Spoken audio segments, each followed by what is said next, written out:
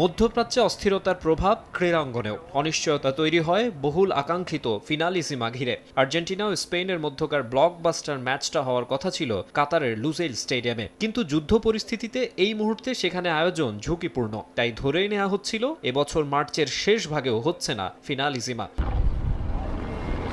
Europe নাকি Latin football, কোনটা সেরা? যুগ যুগ ধরে এ নিয়ে তর্ক ফুটবল বিশ্বে। অনেকেই মনে করেন ফিনালিসিমার মধ্য দিয়ে শ্রেষ্ঠত্বের বিচার করা যায়। ইউরোপ শ্রেষ্ঠত্বের আসর ইউরো চ্যাম্পিয়নশিপ আর লাতিন ফুটবলের কোপা আমেরিকা চ্যাম্পিয়নদের মধ্যকার ম্যাচটার নামই ফিনালিসিমা। একটা মাত্র ম্যাচ হলেও ক্রীড়া বিশ্বে আবেদন কম নয়।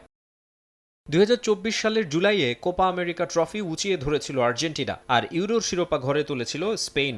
নানা কারণে এরপর দুই মহাদেশের দুই চ্যাম্পিয়নদের লড়াই মাঠে গড়ায়নি। বিভিন্ন সময় সম্ভাব্য তারিখ শোনা গেলেও বারবার পিছিয়েছে তা। অবশেষে আসে ঘোষণা, মার্চের শেষ ভাগে কাতারের লুসেইল স্টেডিয়ামে হবে বিগ ম্যাচ।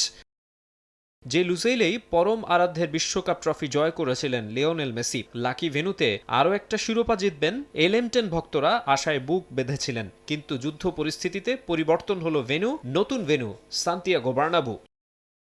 স্পেনের এই আইকনিক স্টেডিয়ামেও অনেক সুখস্মৃতি আছে মেসির। ক্লাব বার্সেলোনায় খেলার সময় চিরপ্রতিদ্বন্দ্বী রিয়াল মাদ্রিদের ওই মাঠে জাদুকরী সব পারফরম্যান্স উপহার দিয়েছেন।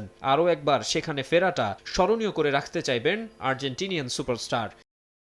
৮০,০০০-এর বেশি দর্শক ধারণ ক্ষমতার স্টেডিয়ামে তিল ধারণের ঠাঁই থাকবে না, সেটা অনুমান করা যায়। প্রথমবারের মতো মুখোমুখি হবেন দুই প্রজন্মের দুই তারকা, লিওনেল মেসি ও লামিন ইয়ামাল। এটা সাবেক ও বর্তমান দুই বার্সা স্টারের ফাইট হওয়ায় কাতালান সমর্থকদেরও চোখ থাকবে এবারের ফিনালিসিমায়।